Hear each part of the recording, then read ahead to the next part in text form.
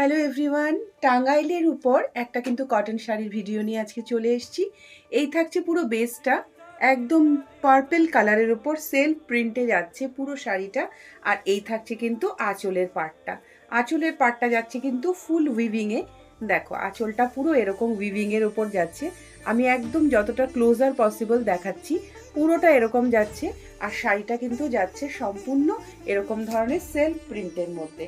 ঠিক আছে, এই থাকছে এটার ট্রান্সপারেন্সিটা একদম পিওর 100% বাংলাদেশি টাঙ্গাইল কটন শাড়ি তাঁতের দেখাচ্ছি।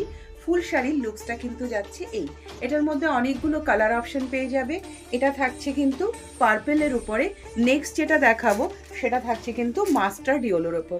প্রত্যেকটা কিন্তু পিওর 100% অথেন্টিক বাংলাদেশ টাঙ্গাইল শাড়ি দেখাচ্ছি। কোনোটা কিন্তু রেপ্লিকা বা কপি নয়। এটা কিন্তু থাকছে একটা মাস্টার্ড ইয়েলোর উপর সেলফে যাচ্ছে, একদম হ্যান্ড উইভিং দিয়ে ওয়ার্ক করা থাকছে।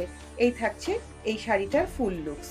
Just wow collection. যারা পিওর কটন পরতে ভালোবাসেন তাদের জন্য বলবো এই শাড়িগুলো কিন্তু ভীষণ সুন্দর প্রিমিয়াম কোয়ালিটির থাকছে আর খুব রিজনেবল প্রাইসের মধ্যে থাকছে। পিওর কটনের উপর টাঙ্গাইল তাঁত দেখাচ্ছি।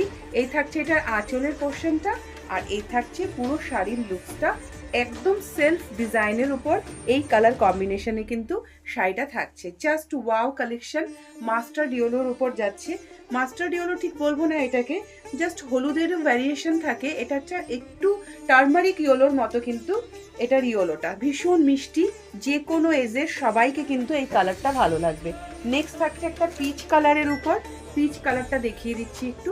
পিচ কালারটাও কিন্তু খুব সুন্দর। ক্যামেরায় হয়তো বা দু শেড একটু ডার্ক লাগছে, কিন্তু এতটাও ডার্ক নয়, একটু লাইট শেডে